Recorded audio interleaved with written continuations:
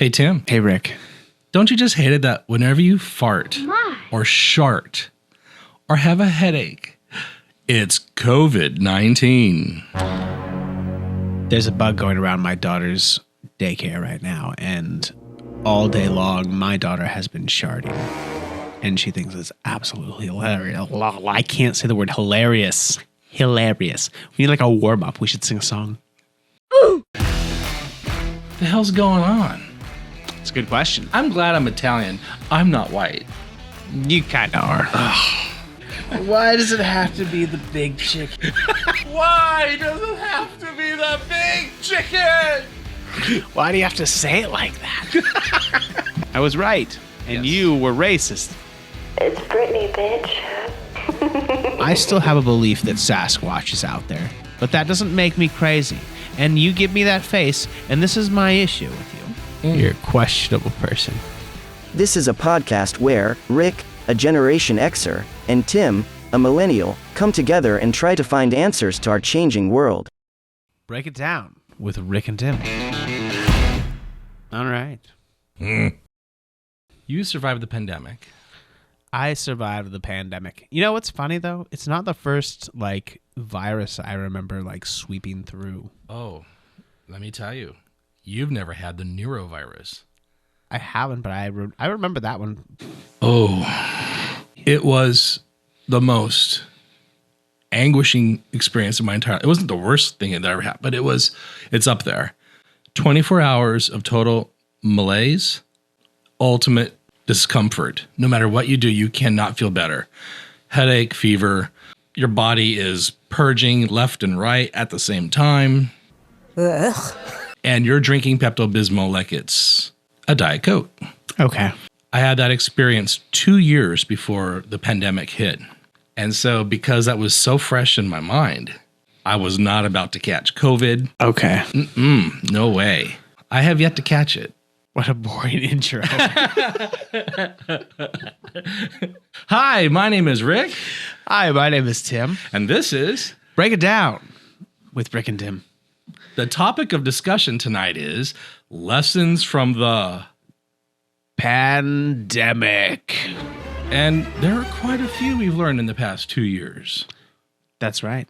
Yes. Toilet paper is gold. That is true. We can all work from home successfully. That's a positive. You can never have too many Lysol sprays and sanitizer wipes. Teachers are miracle workers. The medical industry, the care workers not having enough PPE. Oh my gosh, people learning how to wash their hands correctly. After you year, Nate, don't even wash your hands. Just stop. No. Welcome to Chicago. Thank you. Oh, you learned who was crazy. I feel like COVID made us crazy. In a very bad way. Well, let's think about, every once in a while, I'll jump into a Zoom meeting for, my work. And I'll get, flashbacks of being stuck in my house forever. What seemed like forever. An eternity. With no foreseeable outcome because everybody around me was behaving like children. Wow. At one point, and this is something because I tracked this in my stats class. At one point, 1/5 of all cases in the world were in the United States. And the United States makes up 3% of the population or something. Let's fact check that. What percent of the world population is the USA? 4.25. The world was literally burning around us, Rick. Right.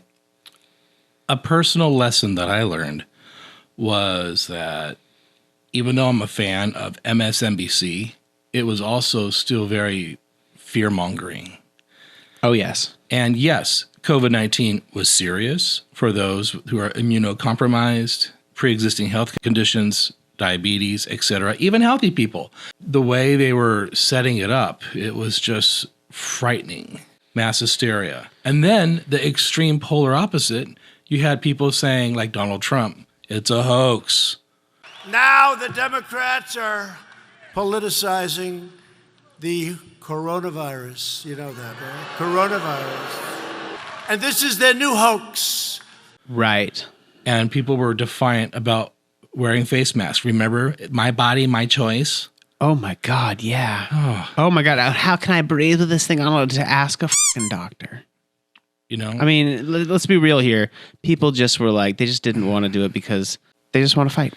For 9 months, we had total uncertainty because we hadn't been able to get the vaccine yet. And they were working on the mRNA vaccine very quickly, very fast. Very fast. Record-breaking speed. Absolutely. And even that was a threat. And I remember people saying they're putting microchips in the vaccine. The most absurd thing. Doctors are out to kill you. They're out to put microchips, little micro Borg nanochips in your vaccine. We are the Borg. Lower your shields and surrender your ships. Let's roll back here because we are all over the place. Let's start with that because we're touching on all these things that I have in order here. So, Tim has notes. I have notes this time. I really don't have notes. Rick doesn't have notes. So I have he's just the top of my head. He's just gonna riff. But I want you to riff on topic. Are you ready to go here? Yes. So let's start off with the spread. So do you remember where you were when you first discovered this virus? Yes, I was home watching MSNBC because I'm a news junkie.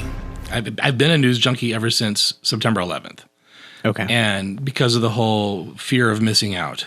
The FOMO. Yeah, and because, every 5 minutes, breaking news. Oh, my God. So I remember hearing about the reports of this SARS virus happening in China in December and seeing the videos on Twitter of the extreme lockdowns they were putting everybody in the city of Wuhan. And it was kind of scary, the videos that were coming out of China. Right. We've seen that before. I remember watching Rachel Maddow, and she said that the World Health Organization has declared it a pandemic. And to me, what's that? I really didn't know much about that sort of thing. And this is in March? In March 11th was the day when the the WHO declared it a pandemic. Oh my goodness. And it was already here. Yes. And the Trump administration knew it was aerosol based, but nobody else did. They did not share that information. Fact checkers watching this and listening to this, watch and read the Bob Woodward tapes when he was interviewing Trump in February of 2020. It goes through air, Bob. That's always tougher than the touch. The touch, you don't have to touch things, right? But the air, you just breathe the air. That's how it's passed. And so that's a very tricky one. That's a very delicate one. It's also more deadly than your strenuous flus. It's all there. It's very upsetting because if only that son of a bitch shared the information that he was receiving, I bet possibly my friend Wayne would still be alive because he was a devoted Trump supporter. But Trump didn't want to create a panic. Of course not. But yeah, these rapists, these murderers are coming over the border. But yeah, you didn't want to create a panic. You got to look at it from their perspective, right? So as a teacher in some of these places now, I have to teach from all perspectives. From their perspective, the economy is more important than a certain number of people's lives. So you have to do a cost-benefit analysis. Are we going to lose a lot of money, and how many lives can we lose so that we can balance it out?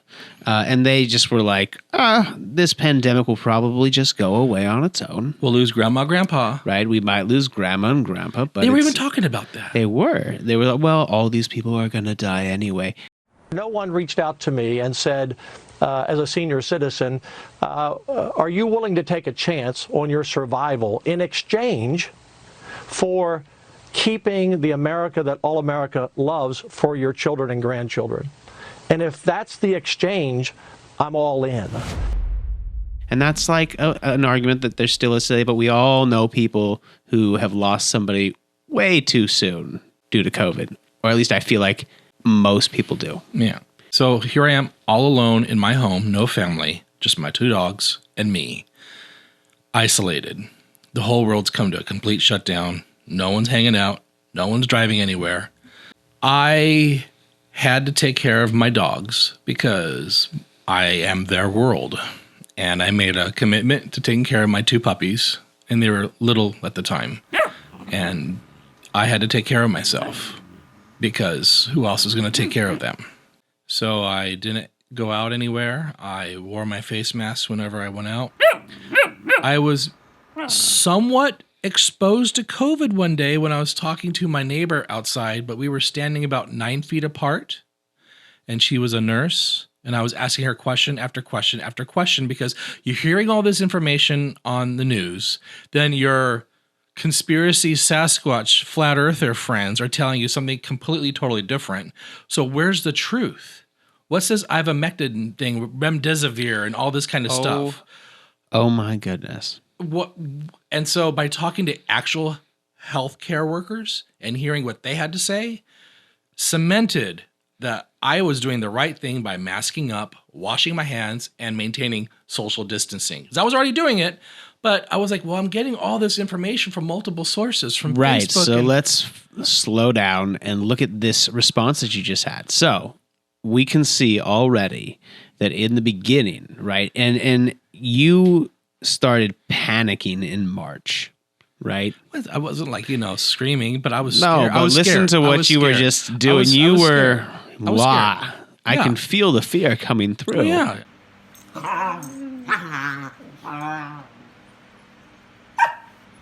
In the beginning, you discovered this in March when there was already some hysteria. So you kind of just jumped into the hysteria and you found somebody who was willing to give you the right information. Good morning, Patriots, especially those of us in tyrannical California. Get real for a second. When can we be done with the masks? When? These are demonic entities, and we need to stick together. Remember, we have authority in Christ Jesus. From 2020 through 2022, the propaganda was out of control. People were getting sick. Thousands of people were dying. People like me were scared. As of this date of our podcast, 1,115,637 souls have died in our country from this virus. And only 16% of our American population has taken the vaccine with a booster. No human life is worth sacrificing for the good of capitalism. Period. Capitalism isn't freedom. It's an economic and political system in which our country's trade and industry are controlled by the private sector for profit. You are worth more than that. Your mom and dad are worth more than the chump change in a billionaire's pocket. So, in the first 3 months of discovering this pandemic, let me tell you where I was. Well, let me tell you how I discovered it. I saw it in the news. I remember it was 12 cases, I think. So I saw the cases in the news, and then I think it jumped up to like 24 cases or something. And I brought it to my statistics class. I was teaching statistics at the time. And I said to my students, look at this. This is going to be a good example of exponential growth. Kind of one of those careful what you wish for things. Right, the numbers. I liked teaching my statistics class by looking at what was in the news and then bringing that to them. And this virus was in the news. And so I brought it to them and said, watch this. It's going to spread. And we'll see how we respond. See if we can stop this thing from spreading. And within like a first few, we had, oh my God, we had a line graph going in the classroom of cases per day. And we were watching it grow day by day. And within like the first 2 weeks, I was like, yeah, this thing it's going to take off, guys. This is a big one, because they had discovered, I think, that it had an incubation period of like 12 days, I think is what they... It was around that ballpark. Yeah, 12 to 14 days. I told my students, it's in a major hub. It's already here. Because 12 to 14 days ago is when we first heard about it. That's plenty of time for someone to have jumped on an airplane and get here back to the United States. And lo and behold, up in Washington, down in California, and then I think in like Springfield or something, or Medford or something like that. And then it just slowly started to spread. And I remember telling my students, here's the thing. The most that we could do right now is to get in shape and prepare ourselves to fight this virus because it's coming for us. And then your class was shut down. And then our class was shut down. What was that like? So I want to talk about the numbers thing. Did you go to work and then all of a sudden the principal comes in and says, "Hey, everybody go home"? We just kind of knew it was going to happen. We went out on a weekend. Oh, okay. And we just kind of all knew that we weren't coming back. We walked out of the building and all kind of stood there for a moment, looked around at each other, and were like, well, good luck. Here we go. Wow. And we all next met on Zoom, and I was in my yard chipping golf balls because I just felt so proud of myself for predicting everything that had happened. But don't you hate when you're right? Sometimes. Yeah. Yes, I do. That would have been nice if you were wrong. It would have been. It would have been nice if I was wrong. Yeah. The other thing I did with my kids, my students, is I made an actual like card game. Like I drew a little human on like stick figure on my whiteboard, and then I had a set like number that they could get to that they didn't know the number, but I knew the number, and they couldn't. Every time that was one little person represented a community that was infected with COVID or whatever virus they got, and it would spread each turn based on a dice roll and other factors. And they would pull cards that would be like factor cards, and they'd have to use like resources that they would get. So it basically prepared them for what was about to happen, and it was scary accurate. And other things like a bunch of old people got together to play card games, and one of them was sick but didn't want to miss out, and they all got sick and took it back to their caregivers who spread it to their families. And it's all these things that happen. It's the careless mistakes that set them back. And it's all the careless mistakes that set us back as a country. Right. And it was crazy. There was a rave, right? And in the news months later, we learned that, kids were partying and spreading COVID and taking it back to their families and killing their grandparents, but their grandparents were going to die anyway, so. The culling was perfectly acceptable for right? the greater good. So then we went out on, and this was, when did we go out on? The 15th? 15th? It was 4 days after the March 11th. It was 15th when Trump administration and the states began to shut everything down. So here's the crazy part. By then, how many cases did we have? Do we know? I'm going to pull up a timeline of COVID. So it was right before the spike. So we went into lockdown at the right time. It was preemptive. It was preemptive. Because of the amount of hospital beds the states had. Right. And the small number of ventilators. Getting vents. That was tremendous. Right. That was it. Because at the time, there was another outbreak, and it was in New York. And I remember ventilators were very hard to come by. So everybody was taking stock because they were like, what if we have an outbreak here? And that was because the New York got hit by the European variant because it popped up over in Europe, and then it jumped from Europe to the United States around the same, well, maybe it happened around the same time, but I guess if you look at it, it would all happen very quickly around the time that it was spreading on the West Coast from the China origin variant. You're right. We were all taking stock, and so it was preemptive. Now, people criticized that. Was that the right thing to do, Rick? It's a hard question because you have to take care of your own state, your own people if you're a governor. And let's say Idaho's population compared to the population in Los Angeles and California or New York City and New York, ideally, I would like to think everybody would come together and help one another like we did during September 11th. There was total unity, bipartisan unity after the attacks in our country. With Trump in office, it was just about, what are you going to do for us type of thing. Right.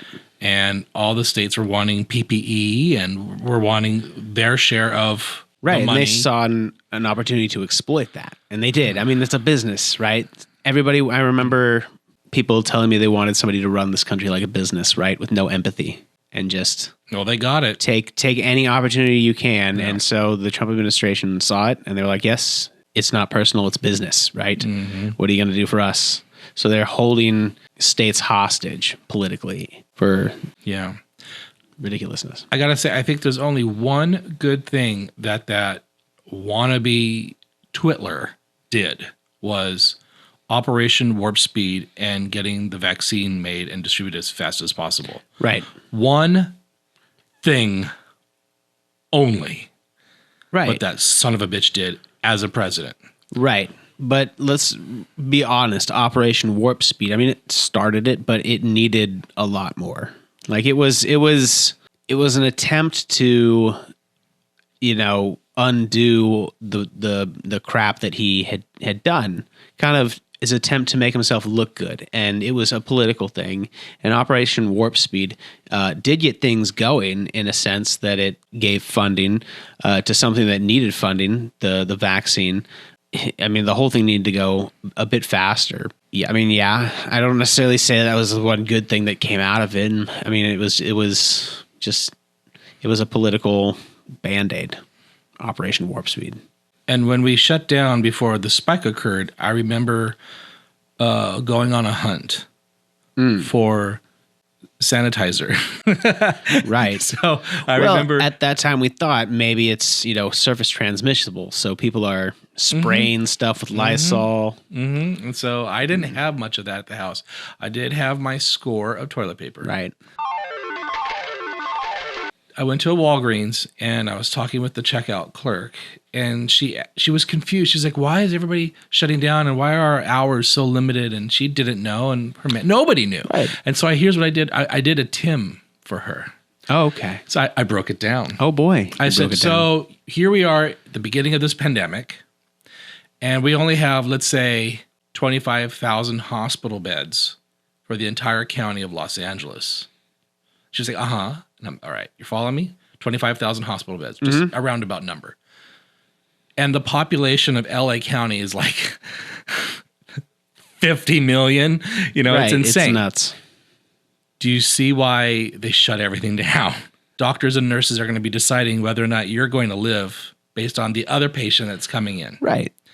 And the look on her face, I won't forget that. She was like, oh my God. And unfortunately, the majority of our country didn't realize that. They took it as an attack, as an infraction against their rights, and it's no big deal. It's the flu. Right. Which it wasn't. Similar symptoms, which is understandably one of the reasons why people got confused. The fever, the body aches, the shivers. Right. Now, even though COVID and the flu had similar symptoms, there were two that really stood out that was a red flag, an alarm that you did not have the flu. And that was people losing their sense of smell and their sense of taste. And we're not talking about with what they're wearing. So that brings us to our response. So after you've gotten involved, you know what's happening, and everybody knows that this virus is spreading and it's deadly. What do we need to do? We had this argument that people were making saying, why do we need to go into lockdown? We're all just going to get it anyway. And that's exactly what it is. So there was this graphic that was put out and that I've turned into one of my grab packets for my kids, because we had to make these grab packets for any student that couldn't do online learning, right? And I had this whole thick packet of statistics that followed articles and lessons from the past, which we'll talk about here in a moment. And I'm going to pull it up, so we're going to have to take a moment to do that. Yeah, it had on there a graphic that says Cattening the Curve. And you've got a alert cat and a lazy cat, right? And the idea is an alert cat is straight up and then down. Everybody gets sick all at once, and then everybody gets, either better all at once. Versus the lazy cat, where the lazy cat, everybody slowly gets sick, slowly over time, and then slowly people get better, slowly over time. It's a much slower thing. Now, that's not good for the economy, but What it allows is for you to stay under the threshold that your medical services have. So if you have an alert kitty, that spike is going to overwhelm and go way beyond the capacity of your hospitals. And you're going to have to set up triage centers outside of hospitals because you don't have enough space. Or as they did in China, in Wuhan, I don't know if you remember, but they built like in 3 days a brand new hospital just for COVID. Do you remember that? It was insane. It was an engineering marvel. They just went in and was like, here it is. It reminded me of something out of like Sim City where you just kind of click and then it just builds itself real quick. And that's kind of where we were. But a lot of people didn't understand that. They were like, let's just all get sick and then get better and then it'll be done. But they didn't realize that it would not just harm the people who were getting sick, but the hospital system would be overwhelmed, that people would be dying of things they shouldn't be dying of, like appendicitis and like maybe a car crash or something that they couldn't get an emergency, OR for. Because all the beds are full. Exactly. People would start to die. Especially full of people that refused the vaccine. Exactly. And were desperate to live. At the 11th hour, and it was a little too late. Right. I know someone who died of COVID, and they died of COVID, and they were in the hospital for months, like 2 months. And they looked like they went through hell and unvaxxed because the vaccine was, a hoax. Now, when did you get vaccinated? I got vaccinated early. I'm not entirely exactly sure the date I got vaccinated, but if I looked in my wallet and looked at my card, I probably could. Because I remember the way lessons learned from the pandemic, the way they rolled out the vaccine, I think, was wrong. We know that now because not everybody was wanting to get the vaccine. So those of us that wanted to get the vaccine had to wait each week to see if your number was going to be emailed to you by the Oregon Health or whichever. And finally, a friend of mine in March of 2020 called me. She's like, Rick, I just went to the Salem Fairgrounds. They're taking drop-ins. I'm like, are you serious? And she's like, just get in your car and go right now. Get in your car, go get the vaccine. So because of her, I got in my car, drove down there, and there's these high school kids that were asking drivers, okay, so why are you here? And right here to get the vaccine. Do you have a pre-existing condition? I'm like, yeah, I got really bad allergies and borderline asthma due to chronic bronchitis. Okay. Oh my gosh, I'm in. The following clip is a video Rick made to celebrate the day he received his first COVID-19 vaccine in 2021.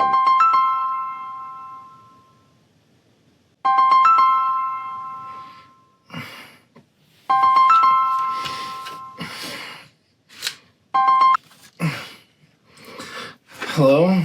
Get your gay Bigfoot ass up and go to Salem to get your vaccine.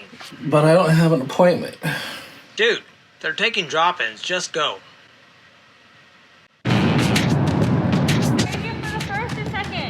I'm here to get my DMV driver's registration. Oh, so I think you're at the wrong place.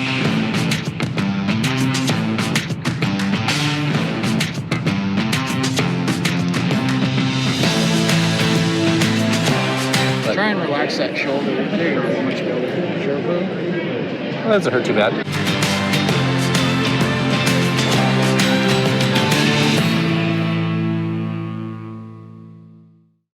You can thank the natives for that because they got an allocation of the vaccine and they were giving it away to people because they didn't want it to go bad and they couldn't get enough of their community to take it. Mm-hmm. And I remember that because my wife works with natives and they were announcing that to the community, say, bring in anybody you can to get this vaccine. And so she got her grandmother vaccinated. She got my side of the family, my whole side of the family vaccinated, basically. My brothers, my sisters, my parents all went down to Salem. I'm glad she was proactive. Well, absolutely, because it comes back to things that I taught my students in a way that they can win the game. You have to vaccinate once you've discovered the vaccine, you have to produce the vaccine, which drove them crazy because they're like, we have the vaccine, game's over. I'm like, oh, no, you don't. You must produce this vaccine, and then you have to get your population to take it. And this is all before all of this bullshit. And I was like, my body, my choice. right? I knew this was going to happen. It's in my game. It's hilarious. It's sad, but we're back at that point, right? It's getting the community vaccinated so that we stop the spread. Because if you have 10 people in a room that are unvaccinated and that virus is going to spread at a rate of 8 to whatever, 8 to 1, then when you walk into that room, if I did my math right, then 8 of those 10 people are going to get the virus, right? And then 8 from each of those people. 8 from those people are going to So branch you out, so on and so forth. exponentially grow. So let's say you walk into a room where half of those people are vaccinated.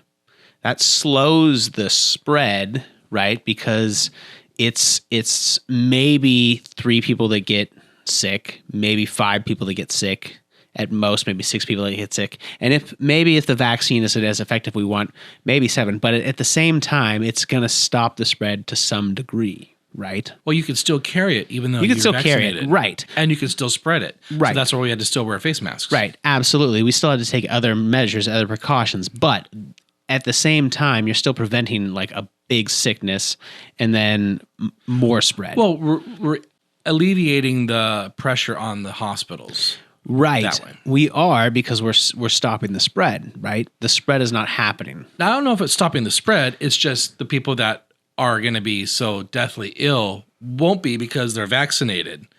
The odds are in their favor of not succumbing to the virus. Right. And won't be going to the hospital.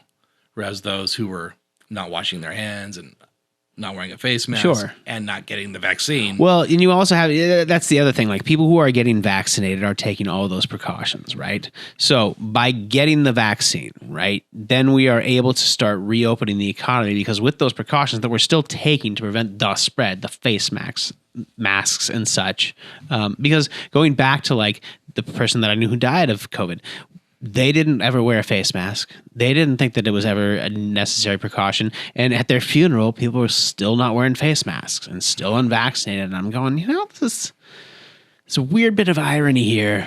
Was this person a Trumper? Yes. Tell us about your ICU. What's it like on the floor right now? So, as you probably know, we are completely filled. We are overwhelmed with COVID patients. Our ICU Currently, we have 47 patients who are on ventilator in the intensive care unit. And our main intensive care unit, which is our COVID unit right now, which is a 30-bed unit, is full with COVID. And we have 3 patients who are on ECMO, which is a life support, which takes the blood out and puts oxygen in and then puts the blood back in the patients. And 3 out of those 30 are on ECMO, which is like 10% of all the patients that we have. It sounds pretty bad on the floor right now. How many of those patients are unvaccinated? A vast majority of them, if I were to guess, I think all of them who are at least in the intensive care unit on ventilator and on life support are all unvaccinated. I don't know how else to say this, but I'm begging you guys, please stop being careless. We have no ventilators for patients. We have no sedating medications. Patients are dying like flies. We're full. We're at max capacity. We have no resources. We have no staff. Our doctors can't even intubate because they have like 40 patients each. It's like a war zone, and we're asking for help, and help's not coming. Yeah, the buddy I knew, he was in Bigfoot research in Indiana, and he was taking care of his granddaughter because his daughter was having a chemical dependency. Mm-hmm. And so he had the responsibility of raising his grandchild. And he was a total Trump supporter, good Christian man, saying horrifying things about women and Kamala Harris on Facebook. Right. You remember what people were posting? It was awful. Oh, yeah, He was caught up in that fever of brainwashing by Donald Trump, and he paid the ultimate price. He had asthma, and he was in the hospital, and he passed from complications of COVID. I had mutual friends with him who I think share the blame in his passing, because the information was out there and they were willingly turning the blind eye on getting the vaccine. It's just a flu. The vaccine is microchips. Right. And these people are the Bigfoot community, the ones that think there's a big magic hairy creature running around. The people around. who love conspiracy theories. This was my students, right? There was a situation that we talked about in my class. I came to class with it because, and I didn't feel shame bringing it, but Nicki Minaj put out a tweet about her cousin's friends. I remember in Trinidad and Tobago. Oh my! And God. they had to, and it was such a disruption to the government of Trinidad and Tobago that they had to like address it, and that is the ridiculous. vaccine was going to cause your sterility. balls to swell up and fall off or some shit. It was sterility. Yeah, something like that. I think it was graphic. It was a very graphic thing. We're going to put it up right here. Let's find it real quick. Guess what, bitch? Coronavirus! And eventually she talked with the Biden administration and got it all straightened out. I remember that because that's the thing. You can't have that much gravitas and spread that much bullshit. You do real damage. Her fan base are an at-risk group. That's true. That's true. So that brings another question. Why? First of all, who's her fan base, Rick? Generation Z. Yeah. I would assume, and I might be false, people of color. Uh-huh. Okay, here's the tweet from 2021. Nicki Minaj. My cousin in Trinidad won't get the vaccine because his friend got it and became impotent. Oh, is that Cardi B? Oh my God. I don't know her. if you can do that. His testicles became swollen. His friend was weeks away from getting married. Now the girl called off the wedding. So just pray on it and make sure you're comfortable with your decision, not bullied. Coronavirus! I'm telling you, shit is real! Shit is getting real! Woo! Bitch, I'm scared. And then somebody here says, haven't deleted that shit yet. Right. Oh my God. But that's just the paranoia and people tweeting and putting out information that isn't verified, adds more to the disinformation that's out there. And if people weren't getting sick and dying, okay, so what? But people were dying. That's half the problem is that, well, that's all the problem is we had people out there who could reach everybody and they were choosing to spread misinformation. I want you all to know that we engage all the time with people who have big public platforms or profiles. Some of them we talk about, some of them are here, some of them you don't even know about because they're just looking for questions to be answered. We offered a call with Nicki Minaj and one of our doctors to answer questions she had about the safety and effectiveness of the vaccine. So let's see how this information plays out. Only give me yes or no answers for the two questions I'm about to give you, Tim. Are you ready? Okay. Are you vaccinated? Yes. Can you produce a child right now? No. See? There it is. He's impotent. The vaccine made him impotent. A very good doctor made me impotent, and I believe it's impotent, isn't it? No, the way she tweeted it was impotent. Impotent? Yeah. Oh, she misspelled it. Is that what happened? Yeah. That's hilarious. I'm impotent then. On purpose. But I hate how people do that. And they're like, see? Right there. I would tell people that the vaccine made me gay. And they're like, you were already gay. And I'm like, well, then what's to worry about? That's true. When I got the vaccine for the first time, I had some of these MAGA fearful people that are in my life asking me question after question after question. You know, are you scared? And I'm like, no. Did you see any microchips in the vibe? No. Right, No. because they've been spoon-fed fear. Yeah. And it goes back to why I hate political ads and stuff right now, because it's all fear-based and anger-based, and none of it's empathy-based and progressiveness-based. When did you realize it was aerosol-based? I had a hunch it was aerosol-based because it was spreading and had symptoms of a respiratory virus. It wasn't like, say, Ebola. It was spreading and had respiratory symptoms. So I was like, hey, kids, that means if you sneeze, that's coming out. So it's definitely airborne. And that was early on. We knew that. Although there wasn't an admission of it. There was still this hope that it would be like surface transmissible and all that stuff. But the reality of it is if it's a respiratory virus, it's affecting your respiratory system. Chances are when you breathe in and out, it's going to catch hold in your droplets, which makes sense because that's what aerosolized means. So this was what woke everybody up in regards to COVID being aerosol based. The majority of cases being from the droplets in the air. Washington State, this place. Yes. And we were all washing our hands, wearing our face masks, and social distancing. We were all learning this new stand 6 feet apart, blah, blah, blah.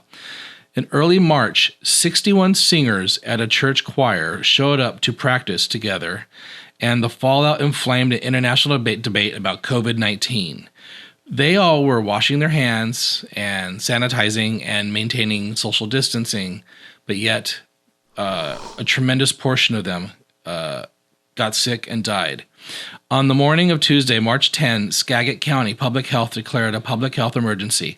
Officials in the county, about 100 miles north of Seattle, had identified its first confirmed case of COVID-19, a woman in her 40s who appeared to have acquired the virus from community transmission, not travel. To slow the virus's spread, the health department recommended residents maintain a physical distance from one another and okay, here we go. Come on. That evening, 61 members of the Skagit Valley Chorale met for their regular practice. They avoided their customary hugs and handshakes. For 2.5 hours, the members, many of them older adults, sang together in Mount Vernon Presbyterian Church. By the end of the week, 6 people felt sick in all. 53 attendees had confirmed or suspected cases of the coronavirus. By the end of the month, 2 Skagit Valley Chorale members had died. The super spreader event made Skagit Valley, otherwise known for its technicolored tulip farms, the focal point of endless international interest. Yet, Trump knew it was aerosol-based 1 month prior. Sure. That kills me. Oh my God. Don't bang the table. I'm sorry. Dings. But yeah, it killed a lot of people. Gosh. Didn't just kill you. In that time, again, we're looking at lessons that we've learned. We learned that our administration was throwing us under the bus for the economy, right? We don't want to stop the economy because we need a strong economy. That's kind of what Donald Trump's thing is. Money, money, money. What happened when we went on lockdown, when places started going into lockdown? Oh, businesses closed. Businesses closed. Yes. The economy tanked. It was chaos. And we were all just kind of stuck. So the response that we had was correct. It was just delayed. And by the time we got to it, it was rough, right? We were in and out of these weird lockdown-ish things for a while. And that was supposed to allow us time to develop our vaccine. And when we got our vaccine, then we need time to administer the vaccine and allow the vaccine to work so that our population is back to normal. And then we can come back and all have business as usual. And that way, when people get sick, there's a hospital bed for them. Right now, we're at that stage, I think, where enough people are vaccinated that we have enough hospital beds. Now, there were some times during some of these COVID spikes, I believe the Delta variant came through, and the Delta variant was a very good test because there were some places that were overwhelmed. I believe there were, I want to say 3 states that got to a point where they had more COVID patients than they had beds. And it was like they're above that tipping point. They did not have a calm kitty. They had an alert kitty. Yeah, the Delta variant was a lot deadlier than the Alpha variant. It was. And then when we first got wind of Omicron last year, we were like, oh no, it was a lot more contagious. Right. Fortunately, it wasn't as deadly as Delta. Right. We were given a reprieve. Delta was nuts. I think my daughter had Delta. I think I had Omicron. And I've been around you, and I haven't caught it. Right.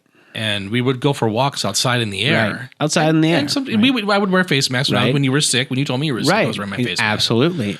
And I mean, I took precautions, but I was at times kind of reckless. My wife and I took my family to Disneyland during one of the surges. Like there was, I believe it was Delta, and then Delta started to go down, and we went to Disneyland, and then Omicron hit when we came back. Now, you were already vaccinated. Yes. Would you have gone to Disneyland if you weren't vaccinated? I don't know. That's a good question. Maybe. It depends on what the and your experience plan looked like with Disneyland. That was your first time there. My first time? Yes. Ever? At Disneyland? No. Oh, so you've been to it before? I've been to Disneyland plenty of times So before. you've seen how crowded and crazy it could be. Yes, of course. And if all those people are coughing and sneezing and wiping their snot on the handrails? Right. But here's the thing. They were supposed to be at 25% capacity. So allegedly, Disneyland was given permission by the government, the local government, to open up for more than 25%, and they did, but they didn't tell anybody, allegedly. And it was crowded still, but we were able to go around and do every single ride in a day, minus maybe like 2 that my daughter couldn't ride on. And for me, it was all out. Like for us, it was all outside, right? You're just walking around outside the whole time. Some of the rides are inside, obviously, and you can't really control yourself, but we're masked. You didn't do the Haunted Mansion. We didn't do the Haunted Mansion. And you Mansion. have a bunch of people that get in that one elevator that appears to be going down. Right. So that would be like, so I right. can see But we did some of the other rides where you went around with people, and yeah, you had to get a little close. Yeah. But at the time, everybody who was Star Tours. Oh, that's another one that's like a a lot of them are small room. Small rooms contained. Oh, I loved Star Tours. Star Tours is my favorite, and I love that my daughter liked it. She actually went back with my wife because we got that little special thing where you drop your kid off, and because we had our baby with us, so they got to sneak in the back, and they went twice. And there's like 29 different like tracks. So she got 2 different tracks. It was cool. Anyway. Yeah, that's an enclosed room with complete strangers. But for the most part, most of the rides or most of the park is you spending time outside. Because if you're in a ride, like how long does it take for you to get the virus, like for the spread to happen? It takes a little bit of exposure. Right. And I remember seeing... It was seeing... like 15 minutes or something. Yeah, I remember seeing that. So... It's a lot long. It's like 8... If you're wearing a good mask, 8 hours. And so this was well into the pandemic when we went. And we had learned some things. And we felt comfortable going because we knew that it was spread mostly, indoors. If you're outdoors, it's going to dissipate pretty quickly. And the exposure, if you're vaccinated... You're going to need some more exposure for it to really take hold. Now, granted, my children weren't vaccinated, but my wife and I were. And the sunlight kills the virus. There you go. And it was a sunny day. It was wonderful. Oh, nice. I definitely lost my daughter at Disneyland once, too. I think every parent has. Right. I don't ever have to worry about that. You don't? It's like just take my kids and throw them in the kennel. There you go. That's easy. Because my kids are dogs. If we then look at the pandemic, like the pandemic has happened. We're at this point now. So what lessons have we learned? What else do we need to look at? The fallout from this pandemic. I am an educator. I can say, I think we did not need to shut down the way we did if we were all wearing face masks. Yes. If the government can't, you know what? Do it. Everybody wear face masks. If you're so worried about the money and the economy, everyone must wear a face mask. But here's the thing. Like, we were all told that it was going to work. And I remember, so my wife and I just went and saw Trevor Noah, and he kind of put it plainly. I like how he told us basically, like, did we really wear face masks? Like, did we really do everything we were supposed to? Did we really take the precautions we needed to? And he's right.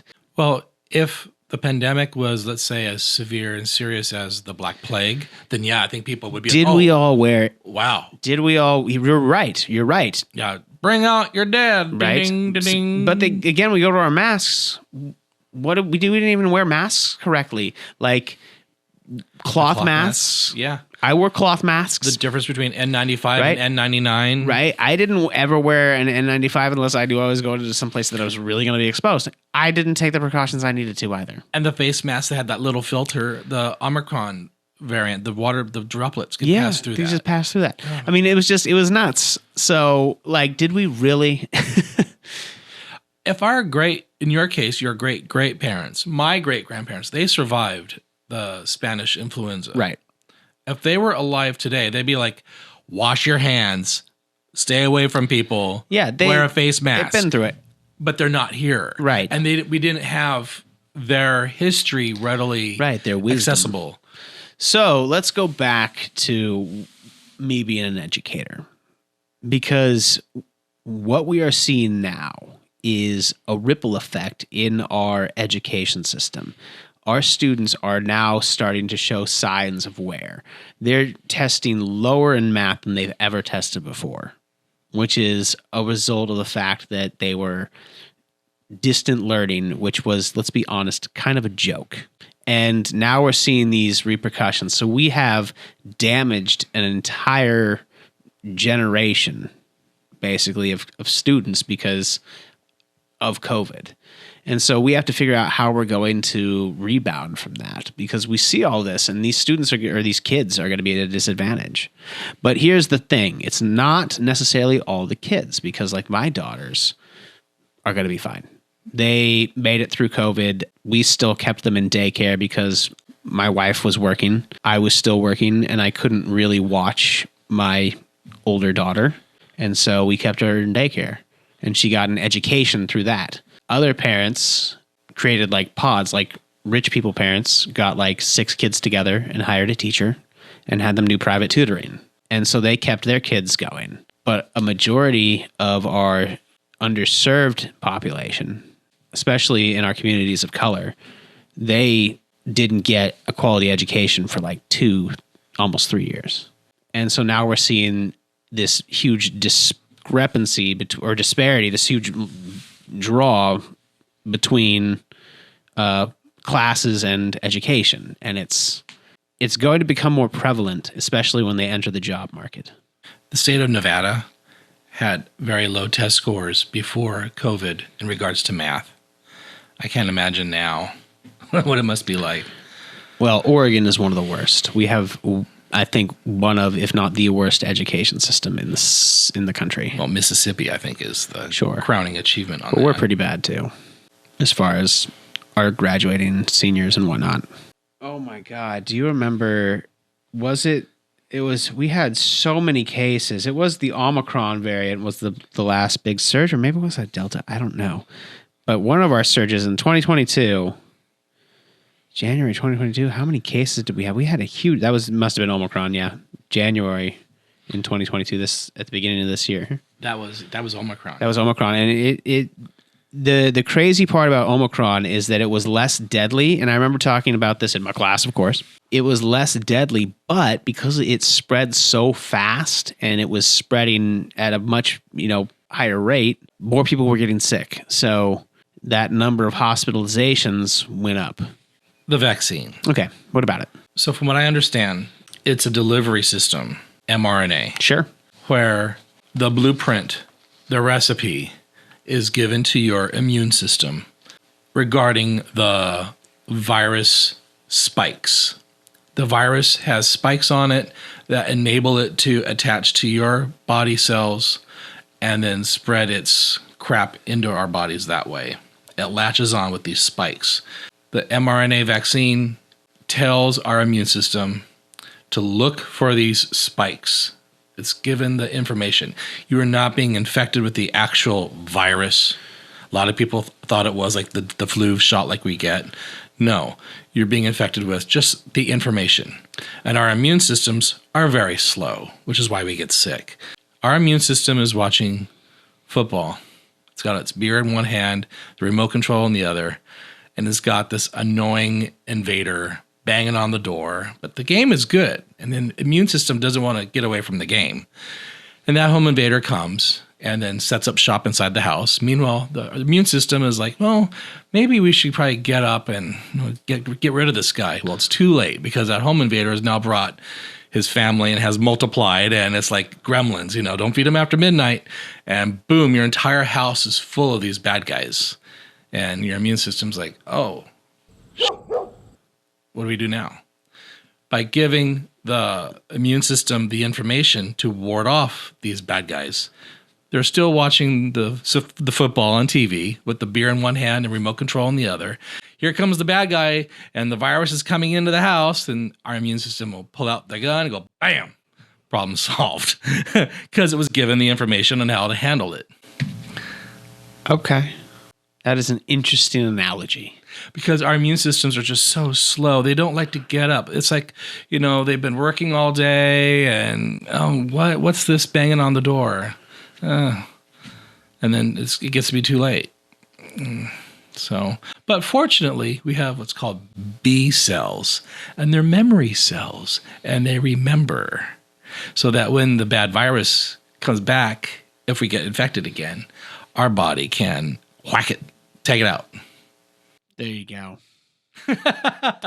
Your immune system is So if watching you sports. followed that, follow Rick at... Jesus. That's the best way to describe it. It's just our immune systems they're not go-getters. No. Well, it takes time to respond. They look like this. Do they? I'm going to watch TV. Click. Let's have some pizza. Well, and you can imagine the immune system of somebody who just does that in general. Like, it's just, ugh. Let me just eat my pizza. Ugh. So you got a lot of people who are at risk in the United States, which again is why our mortality rate was so high, because a lot of people that I know that have died of COVID-19 died because they had diabetes or heart disease, risk factors associated with an unhealthy sedentary lifestyle. Yeah. The American dream. My cousin became a crazy MAGA Trumper, and we would fight verbally. That's progressive and in productive. my home. And he had an opinion, and shame on me for having a different one. Red-blooded Italians. Sure. And this was before the insurrection. Okay. So I was laughing at Trump, and I thought Trump was the most ridiculous thing and making every possibly wrong decision he could ever make. And that made my cousin angry. And he was just level 10 Italian rage. I'm like rolling my eyes, whatever. It got to the point where I had to distance myself from him. He was under the MAGA influence and QAnon and all that, to the point where he didn't get the vaccine, microchips, whatnot, whatever. And he got COVID. And he was deathly ill for 2 months. He said it was the worst experience of his entire life, and he regretted not getting the shot. Oh, he lived. He lived. That's a fun ending. And it humbled him. And I'm like, and I don't want to be the one to say, I told you so. I'm not going to do that. It's unfortunate that his ignorance and his blind devotion to that Twitler almost resulted in. Yeah. And some people, it's like a horse. You can lead a horse to water, but you can't make it drink it. Well, and that's the scary part, because what else did we learn from this pandemic? Like, who people really are. Because what we learned is that, what we know is that online you can be whoever you want. And so people really took that to heart, and they used the internet to just feed into their nastiness, right? Everybody became a troll, and everybody spread misinformation, and everybody had an opinion, and everybody had something to say, right? And it just was this, people got stuck in echo chambers where they would say, hey, this could possibly be a conspiracy. Well, it must be true because look at this. JFK is coming back. Oh my God. Look at this clip. This was this year in Dallas, Texas, at the exact location where John F. Kennedy was assassinated. Hundreds of Donald Trump supporters, brainwashed by QAnon off the internet, arrived thinking that JFK Jr. was going to be resurrected and come as Donald Trump's new running mate. Look at this. This is absurd. These people are sheep. No wonder they were all dying from COVID. Tim, I think Twitler is going to go down in history as the worst cultist of all time, beating Jim Jones tenfold. People believed that, which is nuts. Like he was going to rise out of the ocean, like... Right. What's the bad guy in the Pirates of the Caribbean with the tentacles for the face? I don't know. Captain... Yeah. I don't know. That's JFK Jr. Oh, yeah. Davy Jones. Davy Jones. Davy Jones. Coming out of the ocean. Yeah. Yeah, as if that was going to happen. And be Trump's running mate.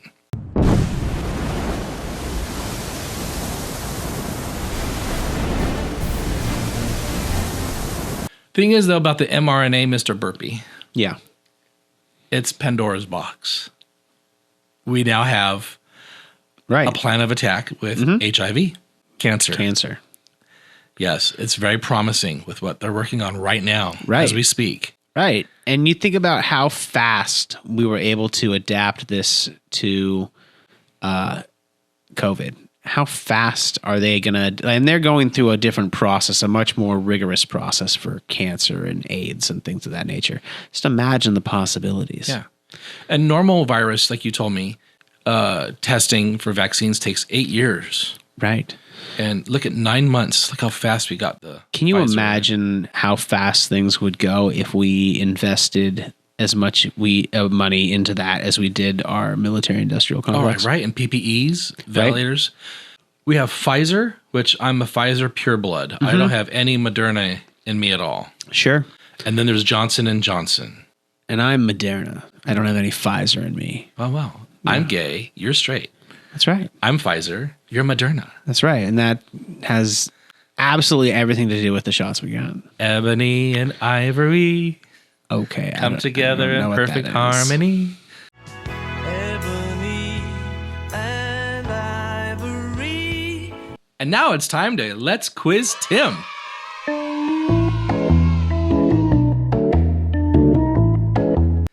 Tim. Yeah.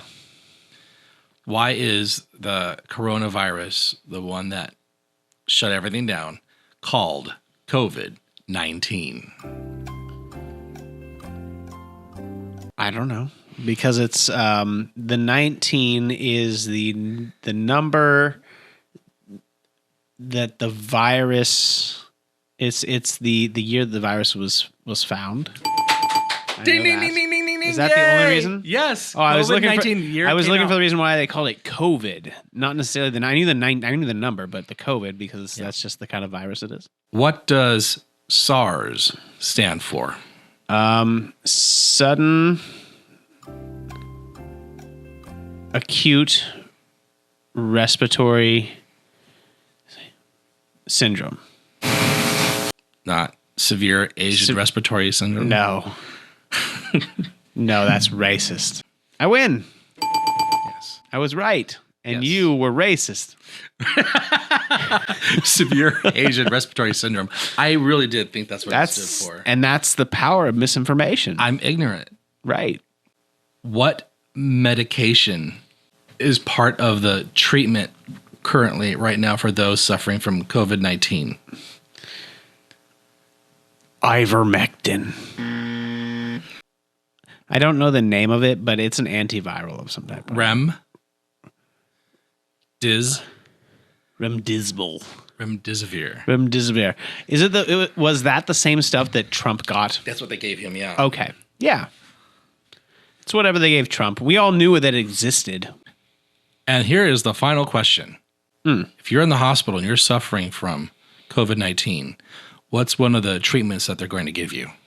Pfizer has a new one now out, Paxlovid. It's like an oral antiviral, which we knew existed. They were in, research and development when Trump came down with COVID, when he almost died, apparently, allegedly.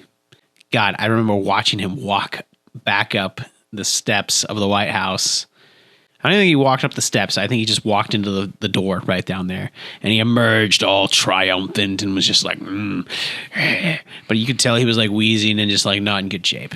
Because we all saw the tennis photo. Is that the one he pooped himself? No, it's the one where he's swinging the tennis racket and he's got like his ass hanging out. Oh, you'll have to find it. It's just white. It's just a huge... Well, you did very good with Let's Quiz Tim. Thank you. I'm impressed. If I had a child, I would be fully confident with you instructing him or her, or they, them, or whatever we're supposed to identify children these days. Little people. I would be fully confident in you instructing my little people. Thank you. I appreciate that. I think you're probably a really good teacher. I try my best. I'm very patient with my students. Yeah. Although sometimes they think I'm not, and that's because I have a very strict boundary. I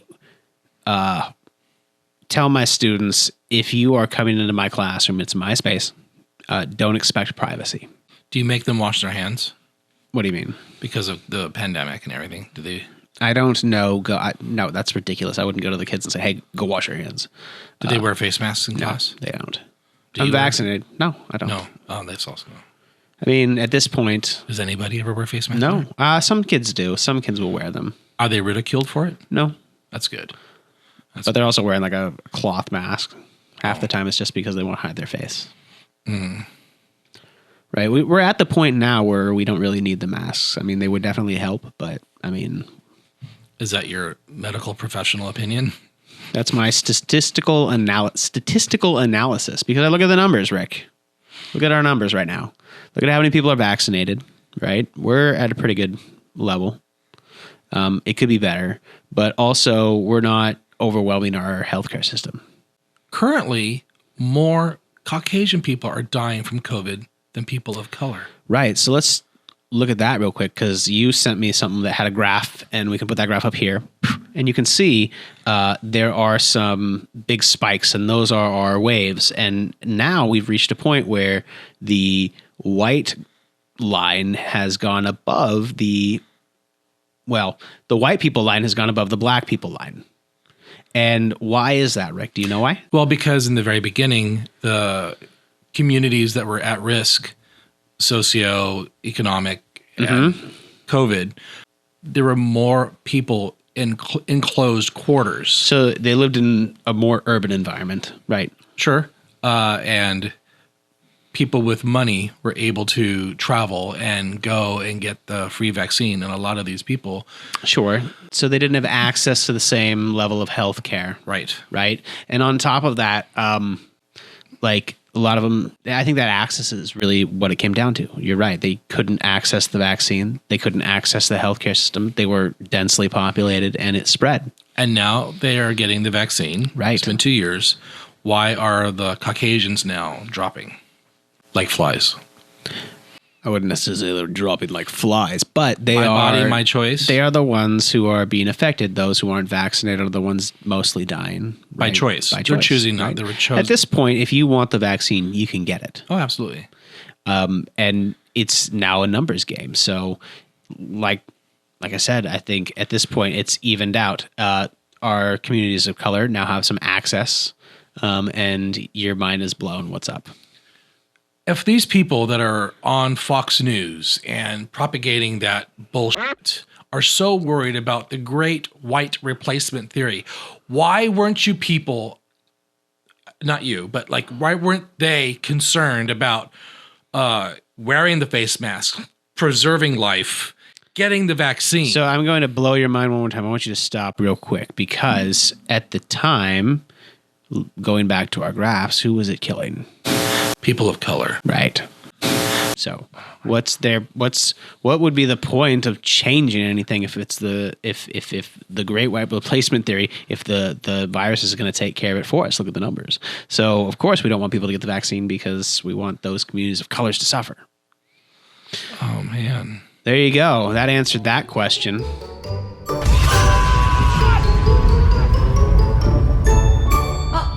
Hey Rick, I'm going to trigger you. Aw. The LGBTQIA plus. Very good. Is too many letters. What gives you the right to say it's too many letters? Nothing. Let's use more letters. Okay. Do you think that it's getting too long, though? Do you think that it is categorizing people? At the end of the day, no, I don't think it's too many letters, because it takes a while to process and get used to saying LGBTQIA plus. It's not easy to say in that sequence the first time. it's taken me a while to get to know all of those and what they mean. Who's to say there'll be a new term 2 years from now that's going to be added to it? That brings me to the question, rebranding, right? Do you think that at some point there just needs to be an all-inclusive brand for that? Or at what point do we stop identifying and categorizing people? I've heard some opinions from the radical left that they want to incorporate people of color into the LGBTQIA+.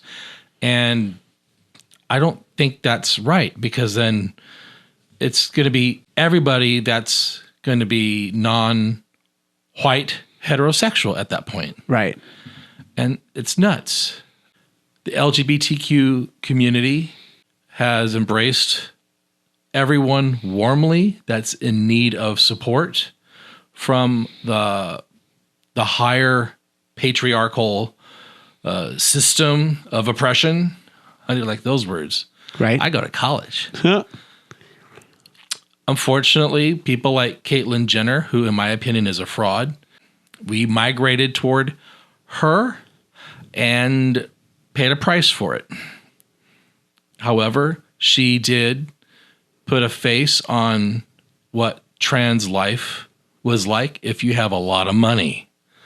And the majority of trans people don't have that kind of money. This triggers me a little bit because I can identify with trans people to a point. As a gay man, I know what it's like growing up in fear of letting my family down and not fitting in with the bigger society. What trans people right now are going through is horrifying. And they are objectified and made as a punching line, thanks to Dave Chappelle, Sure. and as a hot topic with extreme right-wing propagandists like Tucker Carlson. The whole bathroom issue. Everybody pees yellow. It's just Right. like, it's so stupid. The way our society... I just want to stop you real quick because I need to tell you this. We missed some letters and numbers. We did. Well, I didn't get the gay memo. Right? And so that, again, LGBTQIA2S+. What? Two-spirited. 2S plus? 2S plus. So it's LGBTQIA 2S plus. Yes. What's the 2? Two-spirited. What is it? Two-spirited. How dare you not know what two-spirited is, dude? So I am a Navajo and Hopi lesbian, and I feel uncomfortable identifying myself as Two-Spirit. And a lot of that has to do with me not being raised knowing the customs and the cultures of my tribes. Two-Spirit in and of itself is spiritual. It has religious and cultural ties, and it's not just a Native American thing. Every tribe is going to have its specific terms and attitudes regarding gender. Now, there's so much importance and knowledge that goes with identifying yourself as Two-Spirit. And for a non-Native to identify themselves as Two-Spirit, I think is very disrespectful. That brings me to this whole thing, right? Because that is a thing, and now you're triggered. And you're No, I'm not triggered. I'm you are confused. visibly frustrated. I should have gotten the memo. Exactly. You're kind of frustrated. Why is what is 2S, right? And so, but here's the thing. Like again, I know what 2S, two-spirited person. So the definition that they give you, and from what I want before I read this, my understanding of two-spirited is somebody who literally has two spirits in them. What? Yeah, and they. That's my understanding. It's like they, yeah. Traditionally, Native American two-spirited people were male, female, and sometimes intersex individuals who combine activities of both men and women with traits unique to their status as two-spirited people. In most tribes, they were considered neither men nor women. They occupied a distinct alternative gender status, two-spirited. So because I have friends that are Native, and some of them identify as two-spirited. So now they are included in the LGBTQIA2S+. It's a mouthful. Was all that a big mouthful for shaman? For what? For shamans. Shamans? Yeah, in Native American culture. Two-spirited? Yeah. I'm just saying that whole thing, yeah, it was a mouthful to say. LGBTQIA2S+. It's a mouthful. It gets longer. Now, the more you say it, and repeat it, it gets easier. Right. But then I'm going to get to a point where there's more added and somebody's going to say, how dare you? Or I'm going to embarrass myself by not knowing the right terminology. But at the same time, like, do I ask my students to memorize pi? Why can't we have an all-inclusive word for it? I think we're adding a lot of terms to something that needs to be kind of broken down into a couple groups. Sure. Sexual preference. Okay. Is different than gender identity. The two spirits that are inside. Right. Well, because sexual preference is who are you sexually attracted to, whereas gender identity is what you view you as. The following clip is Malcolm Clark from the LGB Alliance explaining the importance of separating sexual preference from gender identity. I mean, this makes sense because, of course, sexual orientation, which is covered by the LGB, is not related necessarily to gender identity. I mean, there's an overlap in as much as lots of kids growing up who, if you like, in the official parlance are gender non-conforming. So you might have a little effeminate boy, or you might have a little butch tomboy. Yeah. A lot of these kids do grow up, not all of them, but a lot of them grow up to be LGB, and some of them grow up to be trans. And so that I think maybe 20 years ago that it seemed to a lot of gay people that there might be some sort of overlap. Yes. We now know that, in fact, there's very little overlap. And Yes. then lots of kids are now on a sort of fast track because they appear to be gender non-conforming. Teachers, educationalists pounce on this and tell them that maybe you've been born in the wrong body. And for us, we think that's a real problem and we campaign against it. And don't forget, there's also poly. What is that? Polyamorous. Okay, so what is and that? Pansexual. So tell me what polyamorous is. Is that gender identity or sexuality? Because that's what I'm saying. I mean, there's two different things that we're talking about here. When you're talking about that stuff, that's a whole other category of some subset of one of those two, right? From what I understand, Miley Cyrus considers herself pansexual. Okay, so what does that mean?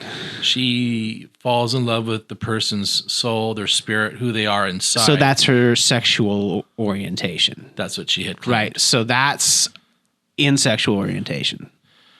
So what's her gender identity then? So that's different than her sexual orientation.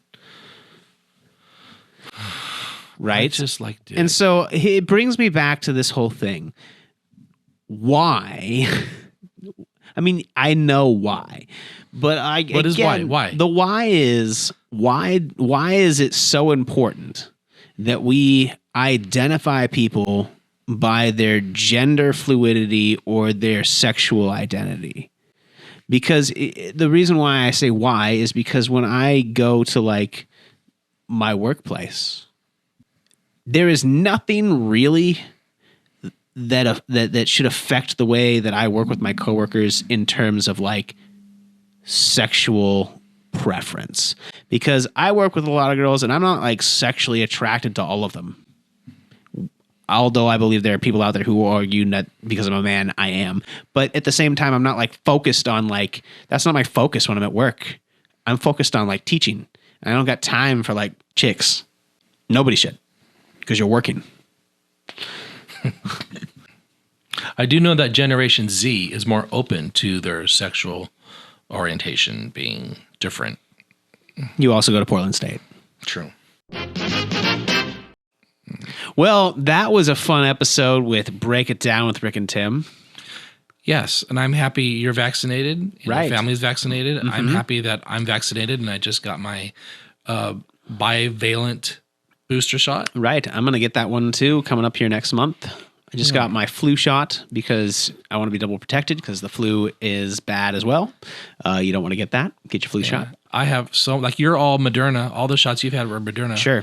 I'm entirely Pfizer. I piss Pfizer now. My pee is green. Mm. When I fart, it goes, Pfizer. Jesus. So go ahead and follow us on Twitter. If we do have Twitter by the time you watch this or hear this, I Right. don't That's know. an interesting question. Musker. Right. Oh, God. Jesus. It's going to crash Twitter before I even get a chance to play around with my handle. I heard it when I said it. I got it. So what's your handle? Tim. My handle is Tim Breaks It Down.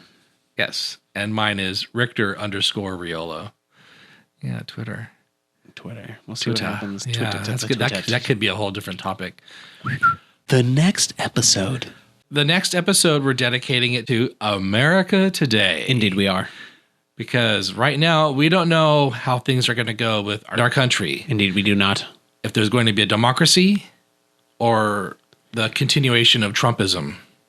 On a larger scale, I'm worried about the states that have purposefully implemented laws and such to slow the election process and make it harder for people to vote. Like in Arizona with people watching people drop off their ballots with their guns. The insanity. And Georgia by making it miles for people of color to grown go and vote. People, grown men hiding behind the fear of a gun. They are hiding behind the leg of their mommy or daddy. They are just hiding behind a parent is what that's what a gun is. It's the ultimate punishment. And look what happened now with the Speaker of the House husband, Paul Pelosi. Unbelievable.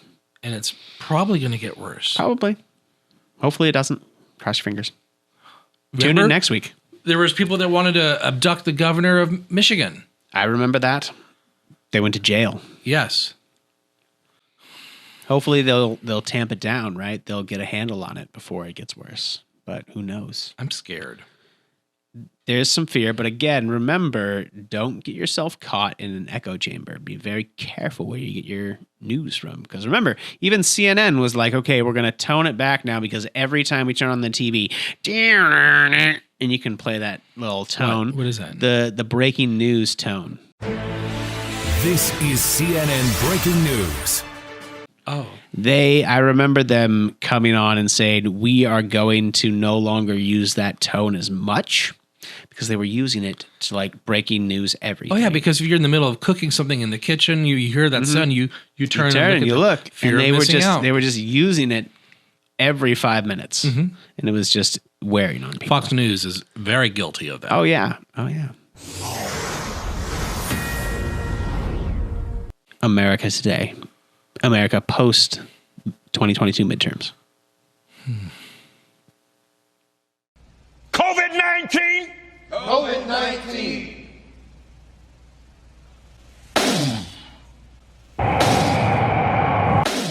Oh, God. Oh.